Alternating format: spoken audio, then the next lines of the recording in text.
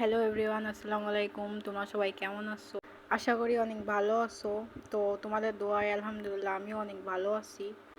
তো গেম খেলতে খেলতে অনেক বোরিং লাগতেছিল, ওই জন্য একটু ঘোরার উদ্দেশ্যে বার হইলাম বাইরে। তো গাড়িতে উঠলাম, গাড়িতে উঠা মামারে কইলাম, মামা একটু বাইরে পার্কে নিয়ে যান আমাদেরকে একটু।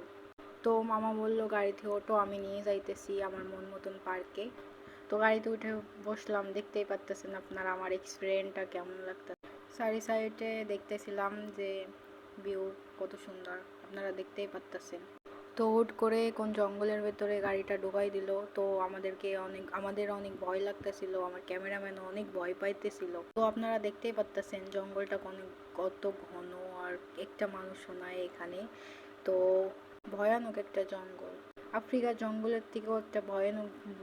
তো ফাইনালি চলে আসলাম, এসে তো পুরাই অবাক হয়ে গেলাম। মামারে বললাম পার্কে নিয়ে যাইতে, মামা কোন রেস্টুরেন্টের সামনে নিয়ে এসেছে।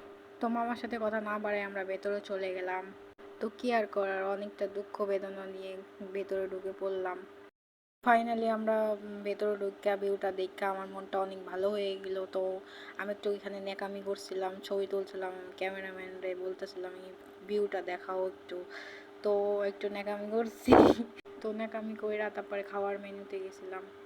ভাই রে ভাই, মেনুটা দেখে আমার মাথা ঘুরে গেছে। ভাই রে ভাই, পানির বোতলটার নাকি 220 টাকা দাম, আমার তো মাথা ঘুরে গেছে পুরাই। তো কি আর করার, মেনুটা দেখতেছিলাম, দেখতে দেখতে মেনু তো দেখলাম বার্গার, আমার ফেভারিট। বার্গারটা দেখে আমার জিভে পানি চলে আসলো। তো তো বেশি দেরি না করে বার্গার আর চিকেন রোল অর্ডার করে দিলাম। তো ফাইনালি আমাদের খাবারটা চলে আসলো। তো আমার এক্সপিরিয়েন্সটা দেখতেই পারতেছেন। তো ফাইনালি ব্লগটা এখানেই শেষ করলাম।